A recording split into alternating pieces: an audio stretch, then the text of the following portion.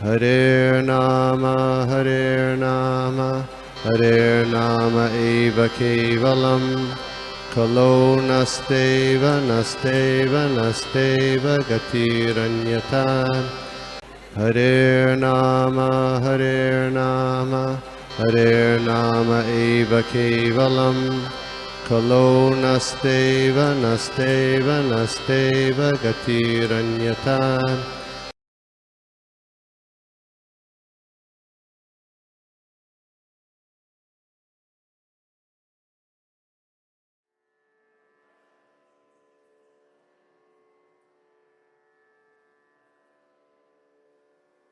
नमो विष्णुपादाय कृष्णप्रेष्ठाय भूतले श्रीमते भक्तिवेदांत स्वामिनिति नामिने नमस्ते सारस्वते देवी गौरवाणी प्रचारिणे निर्विशेष शून्यवादी पाश्चात्य देशतारिणे जय श्री कृष्ण चैतन्य प्रभु नित्यानंद श्री अद्वैत गदाधर श्रीवासादि गौर भक्तवृंद हरे कृष्णा कृष्ण कृष्णा हरे हरे हरे राम राम राम हरे हरे हरे कृष्ण महामंत्र की जय। श्रील प्रभुपाद की जय।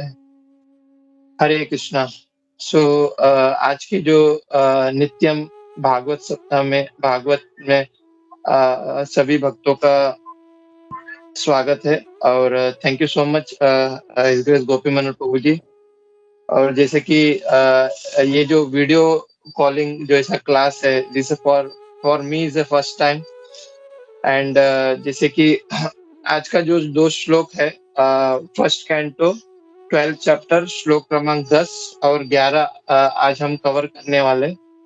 सो ऐसे तो I don't have any qualification but जो कुछ भक्तों के मुखारविंद से सुना है वो मैं आज शेयर करना चाहूंगा। हरे कृष्ण। तो आज हम दो श्लोक कवर करेंगे, श्लोक क्रमांक 10 और 11। तो श्लोक इस प्रकार है। अस्त्र तेजः स्वगदाय निहारम् इव गोपिता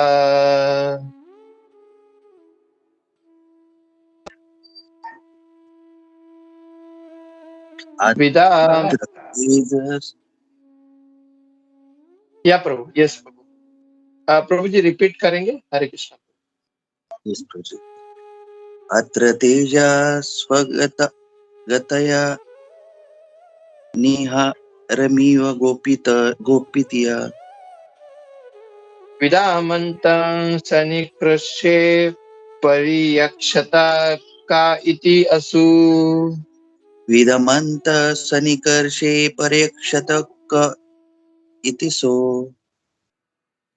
ट्रांसलेशन श्रील प्रभुपाद द्वारा। श्रील प्रभुपाद की जय।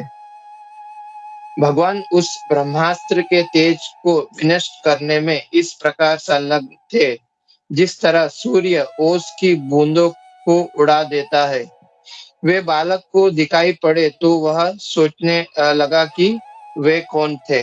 तो ये जो है श्लोक ये 10 का था। हम लोग 11 भी पढ़ लेते हैं। विदूया तद अमयात्मा भगवान धर्म गुप्त विभुः विदुयात्मा भगवान् धमन्गुव विभुः मिशतो दोषांशस्य तत्रैवान्तराधे हरिः विभूमिषत दशमस्य तत्र अन्ते हरिः। ट्रांसलेशन शिल प्रभुपाद द्वारा। शिल प्रभुपाद की जय। इस प्रकार बालक के देखते देखते प्रत्येक जीव के परमात्मा तथा धर्म के पालक पूर्ण पुरुषोत्तम भगवान जो सारी दिशाओं में व्याप्त है और काल तथा देश के सीमाओं से परे है, तुरंत अंतर्धान हो गए। हरे कृष्णा। श्रील प्रभुपाद की जय। तो हमने अब तक ये प्रसंग देखा था कि जैसे हमने शुरुआत में देखा था कि किस तरह जो पांडव के जो पांचों पुत्र को अश्वत्थामा ने मार दिया था गलती से। मतलब उनको लगा कि वो पांडव थे बट गलती से उन्होंने उनके पुत्रों को मार दिया। फिर उसके बाद उन्होंने ब्रह्मास्त्र छोड़ा, फिर उसके बाद उन्होंने उत्तरा के गर्भ में भी जो परीक्षित महाराज है उनके लिए भी उन्होंने ब्रह्मास्त्र छोड़ा था। फिर उसके बाद कई अलग प्रसंग आए, जैसे कि हमने कुंती महारानी के प्रेयर सुने, फिर भीष्म पितामह जी का इस धराधाम से किस तरह वो इस शरीर को छोड़े, तो उसके बारे में हमने सुना। फिर अभी जो हम जो अभी 12वां अध्याय जो पढ़ रहे हैं, सम्राट परीक्षित का जन्म। तो इसके शुरू में हम ये अध्याय के शुरू में हम ये देख रहे हैं कि परीक्षित महाराज को किस तरह भगवान ने पहले बचाया, उसके बाद परीक्षित महाराज का जन्म होता है। तो जो जहाँ पे हमने पिछले टाइम में जहाँ पे हमने रुका था कि जब अश्वत्थामा ने जब ब्रह्मास्त्र छोड़ा उत्तरा के गर्भ में, और तब उत्तरा भगवान से प्रार्थना करती है कि मुझे आप बचाए, एटलीस्ट आप मुझे नहीं बचाइए बट मेरे गर्भ में जो शिशु है उनको आप बचाइए बोल के वहां पे माता उत्तरा भगवान कृष्ण से प्रार्थना करती है। तो आज के श्लोक में यही हम देख रहे कि किस तरह भगवान कृष्ण परीक्षित महाराज को बचाते हैं। तो अगर हम आज का जब श्लोक देखते हैं तो 11वें श्लोक में एक वर्ड आया हुआ है धर्मगुप्त। तो यह मतलब आज के श्लोक में बहुत महत्वपूर्ण वर्ड है। धर्मगुप्त का मतलब धर्म के रक्षा करने वाले, तो धर्म का रक्षा करने वाले धर्म रक्षक बोलते हैं उसको। तो हम भगवत गीता के 4th अध्याय 7वां चैप्टर में हम 4th अध्याय 7 श्लोका और 4th अध्याय 8 श्लोका में भगवान बताते हैं, हम सबको पता है ये जो फेमस श्लोका है, क्या बोलते हैं, यदा यदा ही धर्मस्य ग्लानिर्भवत भारतः अभ्युत्थानम् अधर्मस्य तदात्मं सृजाम्यहम्। मतलब यहाँ पे भगवान कहते हैं कि यदा यदा ही धर्मस्य ग्लानिर्भवत भारतः, मतलब हे ग्लानिर्भवत भारतः कि हे भरतवंशी, जहां भी यदा यदा ही धर्मस्य मतलब जब और जहां भी धर्म का पतन होता है, और अधर्म यदा यदा ही धर्मस्य ग्लानिर्भवत भारतः अभ्युत्थानम् अधर्मस्य, मतलब जब अधर्म बढ़ता है और धर्म का ग्लानि होती है, वहां पे उस समय मैं प्रकट होता हूँ और उस समय मैं आता हूँ, भगवान भगवद गीता में बोलते हैं।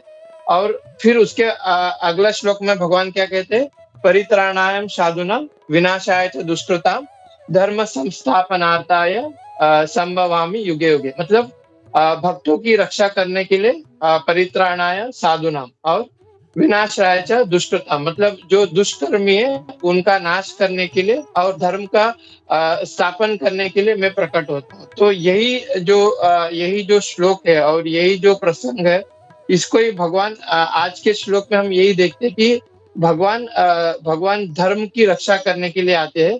तो वहां पे इसके लिए वो वर्ड दिया गया है धर्मगुप्त। तो यहाँ पे आज हम देखते हैं जैसे कि धर्म की रक्षा करने के लिए और जो धर्म का जो पालन करते हैं उनकी भी रक्षा करने के लिए भगवान आते हैं। तो उसके लिए यहाँ पे धर्मगुप्त का वर्ड यहाँ पे बताया गया है। तो जैसे कि आज का जो श्लोक है उसमें भगवान जो चर्चा हो रही है वो किसके लिए हो रही है कि परीक्षित महाराज की रक्षा करने के लिए उनके माता उत्तरा के गर्भ में ही परीक्षित महाराज का भगवान यहाँ पे रक्षा करते हैं। मतलब जो धर्म का पालन कर रहे हैं, जैसे कि परीक्षित महाराज को हम अभी आगे के प्रसंग में देखते हैं किस तरह परीक्षित महाराज मतलब किस तरह वो पालन करते हैं धर्म का, तो उनकी रक्षा करने के लिए भगवान यहाँ पे स्वयं आए हुए हैं। तो हमने प्रीवियस क्लास में भी ये देखा था कि ये जितने भी प्रसंग, ये जितना भी लीला, ये जितना भी चर्चा हो रही है, ये सिर्फ और सिर्फ भागवतम का प्रकट होने के लिए ये सब लीला रचाया जा रहा है। कि हमने लास्ट क्लास में भी यही देखा था कि अगर परीक्षित महाराज का जन्म नहीं होता, अगर ये सब लीला नहीं होता, तो हम कभी भागवतम सुन नहीं पाते। जैसे कि परीक्षित महाराज का जन्म हुआ, परीक्षित महाराज इस धराधाम में आए, उसी के कारण सुखदेव गोस्वामी जी परीक्षित महाराज को वो 7 दिन का भागवतम का सप्ताह बताते हैं तो उसी के कारण हम आज बैठ के यहाँ पे भागवतम हम सुन पा रहे। तो यह यही यही इसके लिए यहाँ पे वो वर्ड यहाँ पे दिया गया है कि धर्मगुप्त, इसके लिए यहाँ पे बताया जाता है। तो यही कारण है। भगवान का एक कारण ये भी है कि भगवान अपने भक्तों की रक्षा करने के लिए आते हैं, जैसे कि यहाँ पे परीक्षित महाराज का रक्षा करने के लिए आए हुए हैं। तो हमने जैसे हम इस अध्याय जब स्टार्ट किए तो हमने परीक्षित महाराज के बारे में सुना, परीक्षित महाराज के ख्याति के बारे में। तो आज जो 10वें जो श्लोक है उसमें बताया जा रहा है कि क्यों परीक्षित महाराज का नाम, मतलब क्यों परीक्षित महाराज बोल के नाम उनको पड़ा। तो जब परीक्षित महाराज उनके माँ के गर्भ में थे, और जब अश्वत्थामा ने जब वह जो ब्रह्मास्त्र छोड़ा, और जब तुरंत भगवान वहां पे प्रकट हुए, और जैसे और प्रकट होके उन्होंने परीक्षित महाराज की वहां पे रक्षा की। तो जब भगवान वहां पे प्रकट हुए तो 10वें श्लोक में यहाँ पे वर्ड आया हुआ है परियक्षता का इति असो, मतलब जैसे ही भगवान वहां पे प्रकट हुए तो परीक्षित महाराज देखने लगे कि ये कौन है। तो परीक्षित का मतलब निरीक्षण करना, या हम बोलते हैं कि एग्जामिनर, मतलब हम इंग्लिश में क्या बोल सकते हैं इसको, एग्जामिनर। तो परीक्षण करना या निरीक्षण करना। तो भगवान जैसे भगवान उनके माँ के गर्भ में प्रकट हुए, तो और जब उनको बचाया भगवान ने, तो उनको पता नहीं चला कि ये कौन है, मतलब ये जो इतने छोटे से, और हमने लास्ट क्लास में भी सुना था कि वो मुकुट पहने हुए थे और पीतदारी वस्त्र उन्होंने पहना हुआ था। तो परीक्षित महाराज को पता नहीं चला और वो निरीक्षण करने लगे, मतलब ये कौन है, मतलब तो उसके लिए उनका नाम पड़ा परीक्षित, मतलब निरीक्षण करने वाला या एग्जामिनर। तो वही हम 10वें श्लोक में सीखते कि परीक्षित महाराज का नाम किस तरह पड़ा, वो निरीक्षण कर रहे थे भगवान को कि ये कौन है करके।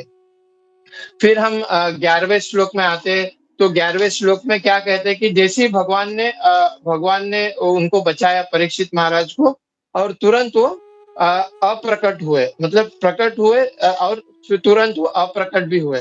तो ये जितना भी है हम जैसे कि 11वें श्लोक का जब तात्पर्य प्रभुपाद जी लिखते हैं, तो हम बहुत कुछ प्रभुपाद जी इसमें बहुत कुछ इम्पोर्टेंट चीजें बताते हैं कि यहाँ पे बता रहे हैं कि प्रभुपाद जी की भगवान कौन है, भक्त का लक्षण क्या होना चाहिए, फिर भगवान और जीव में अंतर क्या है, फिर जीव का जो अंतिम आश्रय क्या होना चाहिए। तो वह हम 11वें श्लोक में प्रभुपाद जी अपने तात्पर्य में बताते हैं।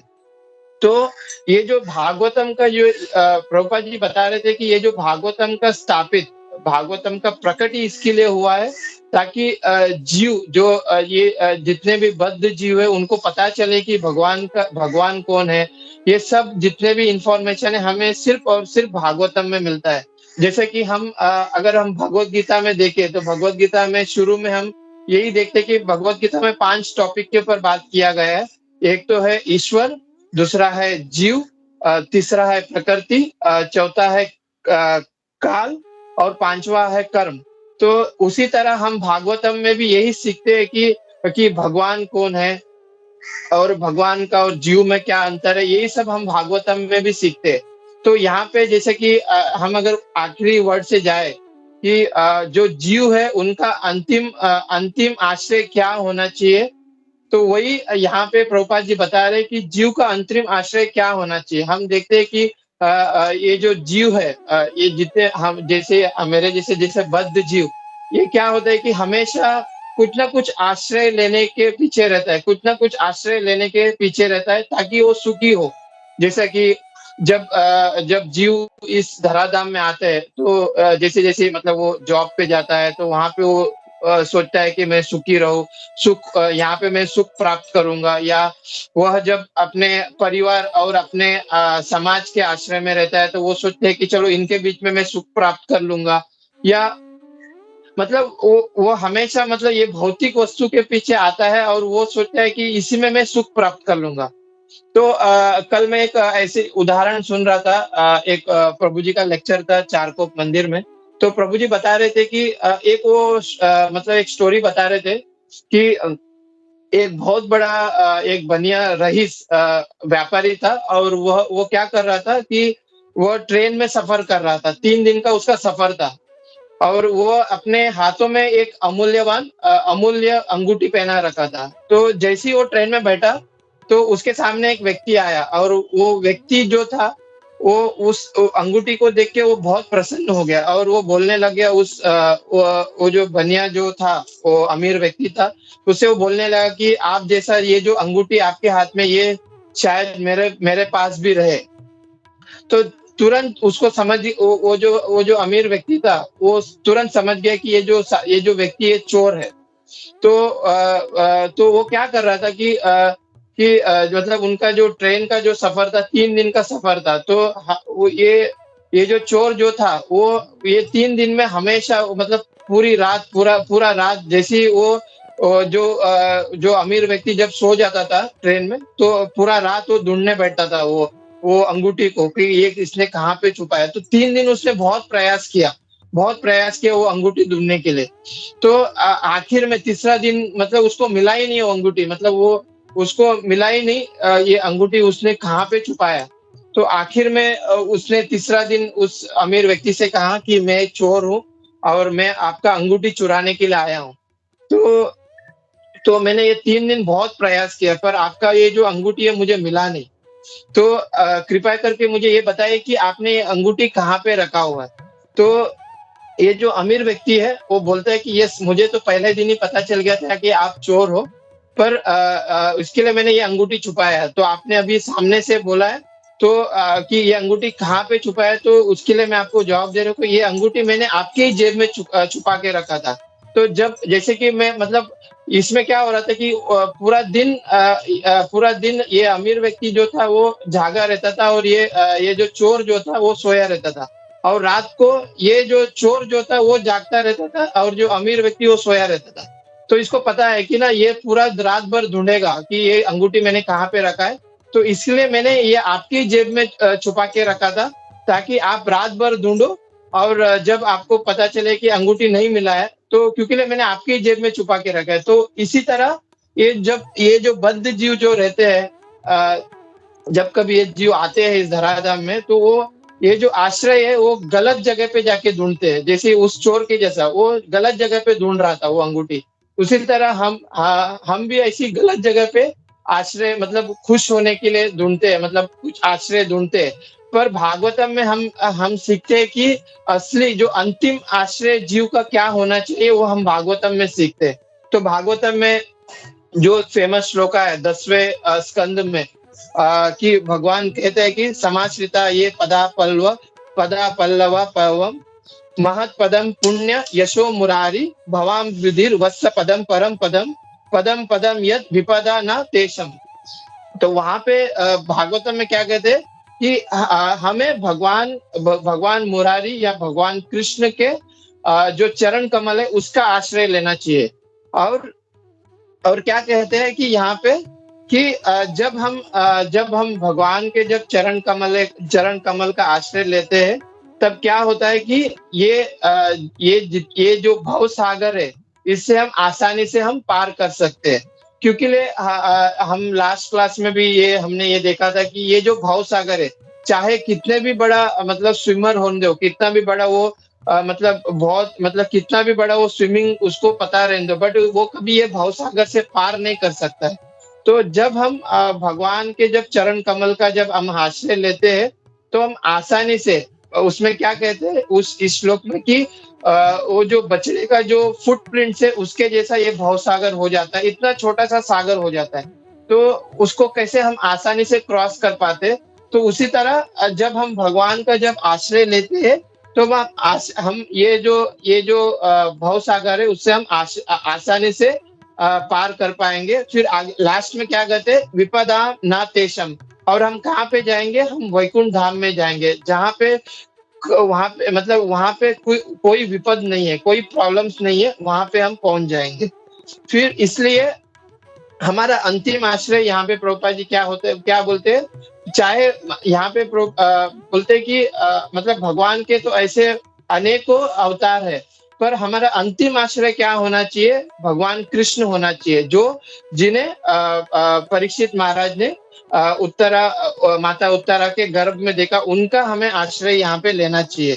तो तब जाके मतलब यही वहां पे प्रभुपाद जी बता रहे कि जीव का अंतिम आश्रय क्या होना चाहिए? भगवान कृष्ण होना चाहिए। श्रीमद् भागवतम के माध्यम से हमें यही सीखना चाहिए कि भगवान कृष्ण ही हमारा आश्रय होना चाहिए। और ये कब होगा? हमारा ये भी प्रभुपाद जी बताते हैं कि ये कब होगा, जब हम कब भगवान का आश्रय ले पाएंगे। हाँ, हम कब भगवान का आश्रय ले पाएंगे? जब हम भगवान के शरणागति में होंगे और भगवान के ऊपर पूरी तरह हमारा फेथ होगा, पूरी तरह हमारा विश्वास होगा, तब जाके हम भगवान का आश्रय ले सकते हैं। उसके बिना हम भगवान का आश्रय ले ही नहीं पाएंगे।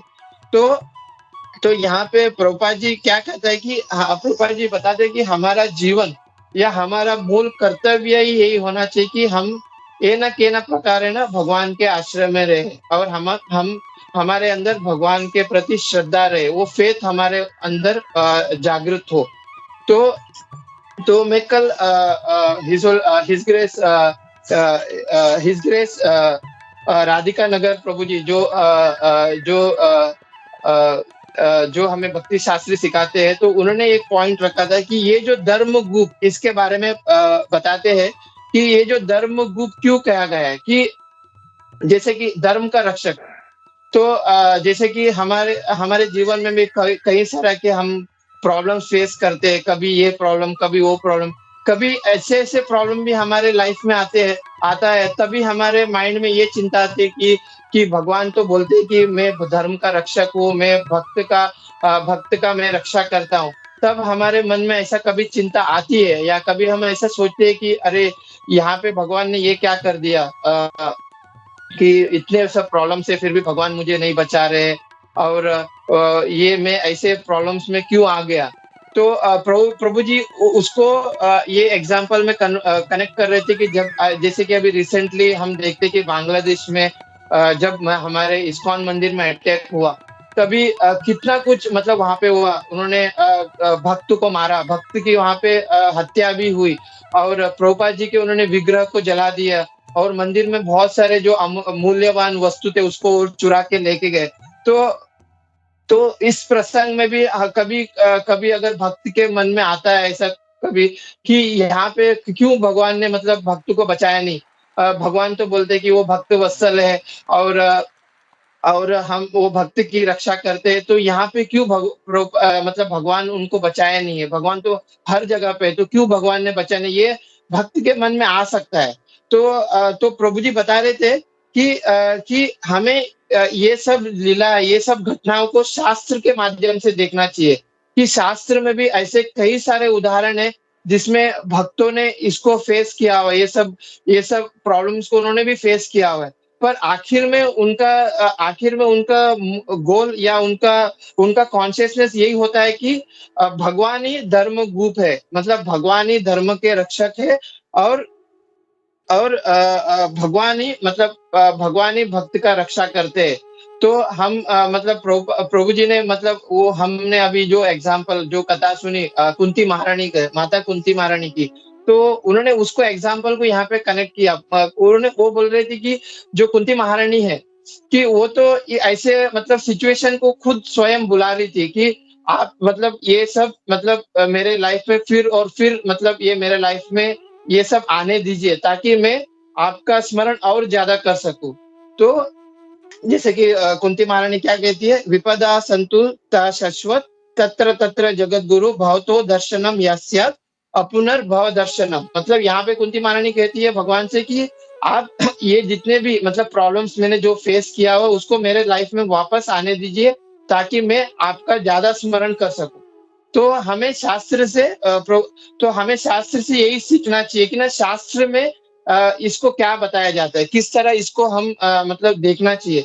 तो यहाँ पे प्रभुपाद जी भी हमेशा ये कहते हैं कि ये जितना भी घटना है, हमें इससे विचलित नहीं होना चाहिए। जब कभी ऐसे हमारे लाइफ में प्रॉब्लम्स आती है, और या हम कभी दूसरे जगह पे देखते हैं कि कितने भक्तों के ऊपर अत्याचार हो रहा है, तो प्रभुपाद जी बोलते हैं कि हमें कभी इससे विचलित नहीं होना चाहिए। तो प्रभुपाद जी वो एग्जाम्पल देते हैं, अगर हम एक भवसागर के बीच में है और मतलब भवसागर में जब हम एक महासागर या सागर के बीच में है और जब बीच में रहते हैं तो उसमें बहुत सारे मतलब ऐसे प्रॉब्लम्स आते हैं, मतलब लहरें इतने ऊपर से उड़ती है, हवा इतना तेज चलता है। तो हमें इस मतलब ये सब प्रॉब्लम्स को नहीं देखना है, हमारा सिर्फ गोल क्या होना चाहिए कि हम इस सागर को कैसे पार कर सके। तो प्रभुपाद जी भी हमेशा यही बोलते हैं कि जब भी भक्त के मतलब लाइफ में ऐसे सब प्रॉब्लम्स आता है तो कभी भक्त विचलित नहीं होना चाहिए। उनका सिर्फ एक ही सिर्फ आश्रय होना चाहिए कि मैं किस तरह हमेशा भगवान के चरण कमल का ध्यान कर सकूं और भगवान की सेवा कर सकूं। उनका यही मेन आश्रय होना चाहिए। वही प्रभुपाद जी अपने तात्पर्य में ये समझाते हैं। और फिर प्रभुपाद जी आगे बताते कि भगवान कौन है। भगवान कौन है? जो सब कुछ है, मतलब भगवान से छोड़ के दूसरा कुछ है ही नहीं है। वही प्रभुपाद जी अपने तात्पर्य में बोलते हैं कि ये जितने भी ये जितने भी हम देख रहे हैं आजू बाजू में जो भी सृष्टि हुआ है, ये सब भगवान से उत्पत्ति हुआ है। हमारे अंदर जो भी काम क्रोध लोभ, ये सब भगवान ही है और ये सब भगवान की सृष्टि है। एक बार प्रभुपाद जी से किसी भक्त ने मतलब कोई बाहर का एक व्यक्ति मतलब बहुत मतलब गुस्से से मतलब ईर्ष्यालु इसमें से प्रभुपाद जी को पूछता है कि क्या कृष्ण भगवान है क्या? तो प्रभुपाद जी वहां पे उनको आंसर देते, यस, भगवान कृष्ण भगवान ही है और आपके अंदर ये जो ईर्ष्या है कृष्ण के प्रति, वो भी भगवान ही है। तो भगवान से मतलब भगवान से अलग कुछ भी नहीं है। हम जैसे कि अभी शाम के क्लास में हम प्रहलाद महाराज का टीचिंग देखते हैं, उसमें भी वही बता रहे कि भगवान से छोड़ के यहाँ इस सृष्टि में कुछ भी नहीं है। ये जितना भी कुछ है सृष्टि में, वो सब भगवान ही है। तो वही प्रभुपाद जी हमारे मतलब यही हम प्रभुपाद जी आज के तात्पर्य में बताते हैं। तो भक्तों को क्या होना चाहिए? भक्तों को निडर होना चाहिए। जैसे कि हम कल जब नरसिंह चतुर्दशी था, तब उसमें भी हम देखते हैं कि जब हिरण्यकशिपु जब प्रहलाद महाराज को बोलते हैं कि क्या भगवान इस खंबे में है, तो प्रहलाद महाराज वहां पे जरा भी वो मतलब उनके अंदर कोई डाउट नहीं आया कि भगवान इसमें हो सकते हैं क्या।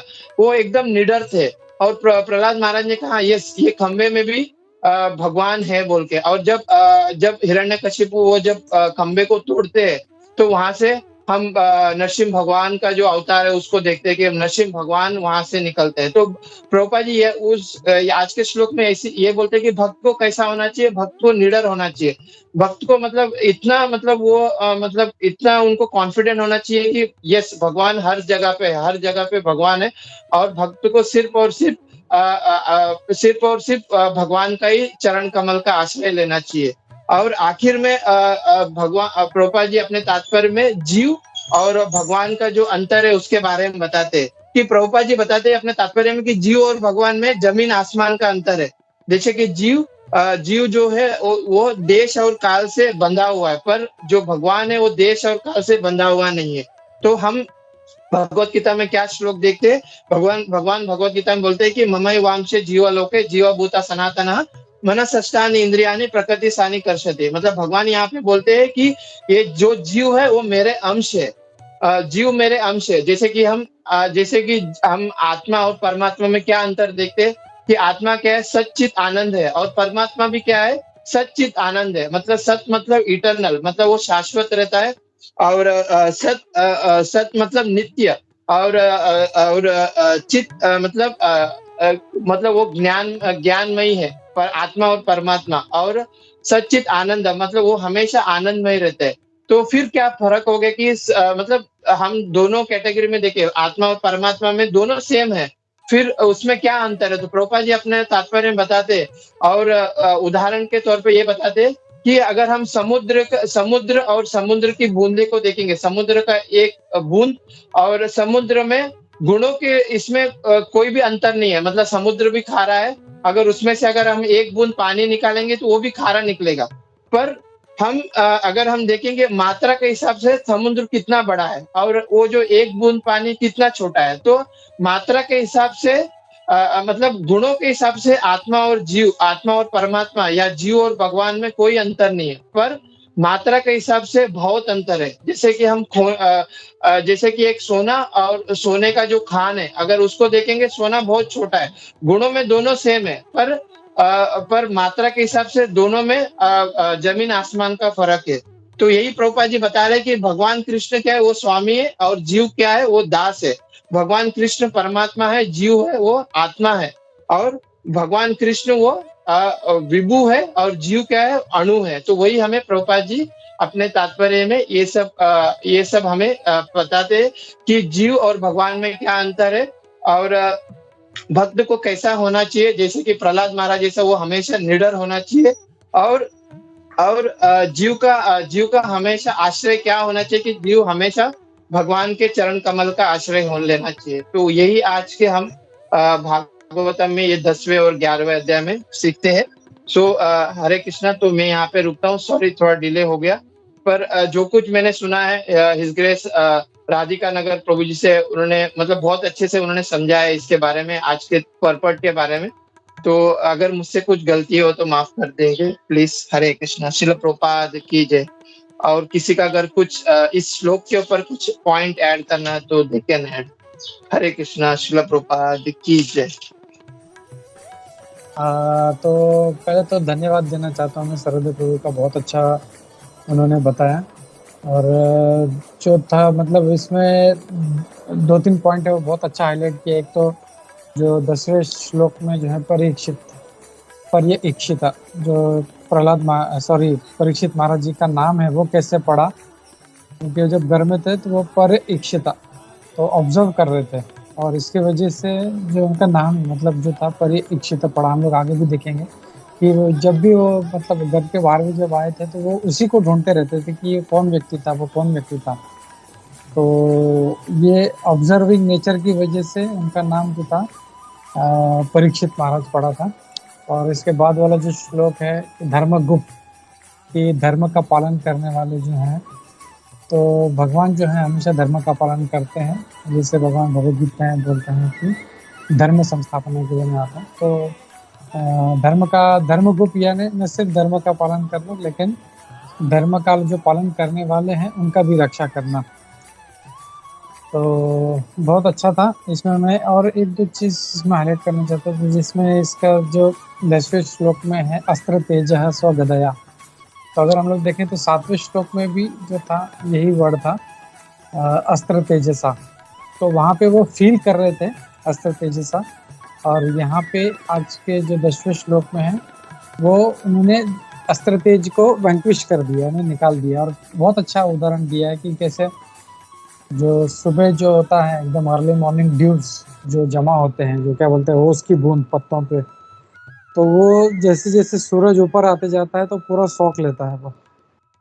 तो कैसे सूरज जो है उस ओस की बूंद को सोख लेता है, वैसे भगवान ने उस अस्त्र तेज को पूरा जो था उसको निकाल दिया था। वो एक बहुत एक अच्छा उदाहरण इसमें दिया गया है। तो यही बोलना था मुझे। हरे कृष्णा।